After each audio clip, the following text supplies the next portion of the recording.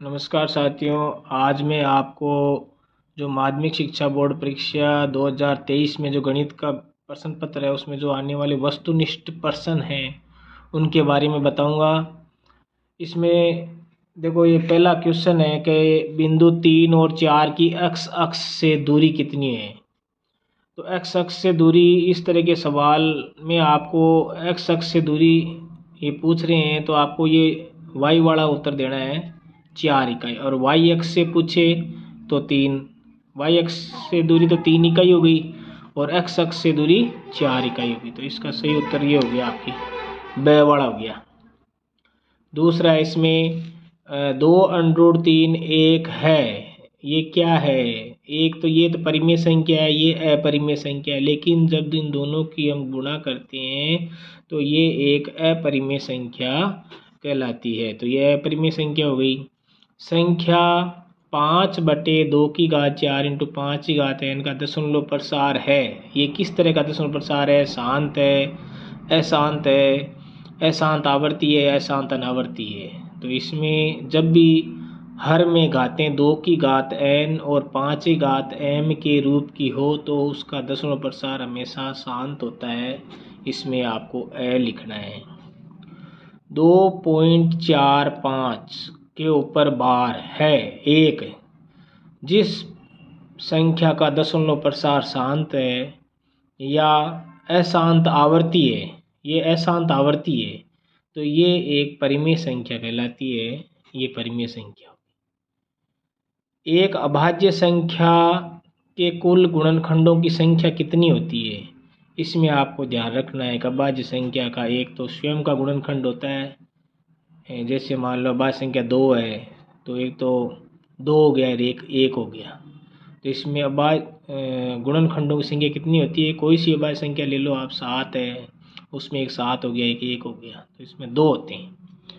अब ये है छठा कि दो संख्याओं का मैसे 27 है और उनका लैसे 162 है। तो यदि एक संख्या 54 है तो दूसरी संख्या अपने को बतानी है। तो इसमें आपको ये सूत्र लगाना है कि लैसे इंटू मैसे बराबर प्रथम संख्या या दोनों संख्याओं का गुणनफल, या प्रथम संख्या लिख दो यहाँ पर इंटू द्वितीय संख्या लिख दो। तो लैसे यहाँ पर कितना दे रखा है अपने को? लैसे 162 है, मैसे अपने को 27 है, और इसमें से एक संख्या है ना अपने को 54 दे रखी है, दूसरी संख्या हम मान लेते हैं x है। तो x बराबर क्या हो गया इसमें?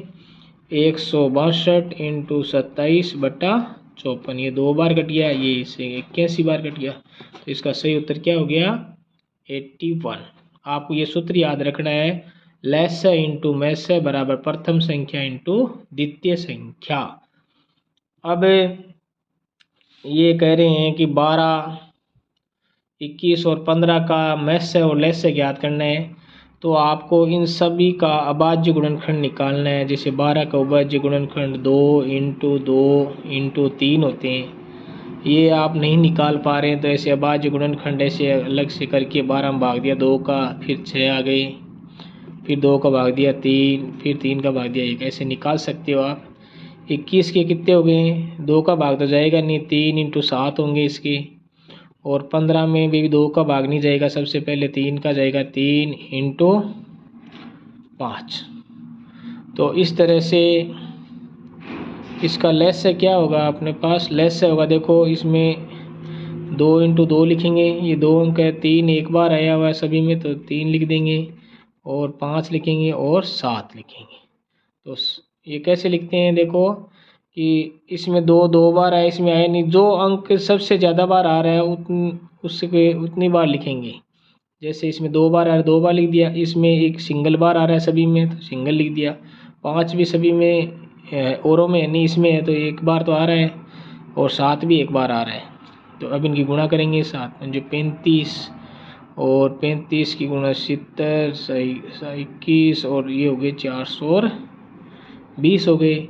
और मैथ से क्या होता है? मैथ से होता है इनका कॉमन, ये कॉमन क्या हो गया? 3। तो लेस से तो 420 हो गए। तो इन्होंने पहले मैथ से पूछा है, मैथ से तो कितने हो गए? यहाँ पर 3 हो गए ना, तो 3 और लेस से हो गए 420। तो सही उत्तर कौन सा हो गया? बड़ा हो गया। एक द्विघात बहुपद जिसके शून्यकों का योग ये दे रखा है इन्होंने -5 और गुणनफल 6, तो वो क्या होगा? देखो द्विघात बहुपद ज्ञात करने का एक सूत्र है ये x² माइनस मूलों का योग इंटू x प्लस मूलों का गुणनफल। ये सूत्र आपको याद रखना है, द्विघात बहुपद बनाने का सूत्र है। तो इसमें देखो शून्यकों का योग कितना -5 है, तो यहाँ -5 लिख देंगे और गुणनफल है यहाँ पर 6 है, तो ये माइनस माइनस मिलके प्लस हो गया, तो यहाँ प्लस के 5x प्लस के 6x²। तो ये कहाँ पर है? x² minus plus 5x plus 6, ये देखो x² प्लस ऑप्शन ए हो गया। ऐसा बहुपद जिसके शून्यक केवल ये 2 ही है, तो वो 2 घात का द्विघात का है, 2 घात का है उसके 2 शून्यक होते हैं, 3 घात वाले के 3 शून्यक होते हैं, ये नियम है। 10वां सवाल है ये देखो, यदि रैखिक समीकरण का कोई युग्म संगत हो तो उसके आलेख की रेखाएं क्या होती है? उसकी आलेख की रेखाएं प्रतिच्छेदी और संपाती होती है। इससे संबंधित देखो एक नियम है, वो आपको याद रखना है। देखो अगर ये शर्त हो रही है कि A1/A2 is not equal to B1/B2 हो तो वो संगत होते हैं और प्रतिच्छेदी के होते हैं और एक अद्वितीय होता है। अगर ये तीनों बराबर हो तो भी संगत और संपाती रणिकल होते हैं, और अगर 2 बराबर और C1/C2 बराबर नहीं हो तो वो असंगत और समांतर होते हैं, उनकी जो रेखाएं, और उनका कोई हल नहीं होता है। तो इसमें इस प्रश्न जो लास्ट का प्रश्न था इसमें क्या है? युग्म संगत है, तो संगत है तो देखो ये संगत के दो हो गए, तो प्रतिच्छेदी और संपाती, तो इसलिए हमने ये इसका उत्तर लिख दिया यहाँ पर प्रतिच्छेदी और संपाती।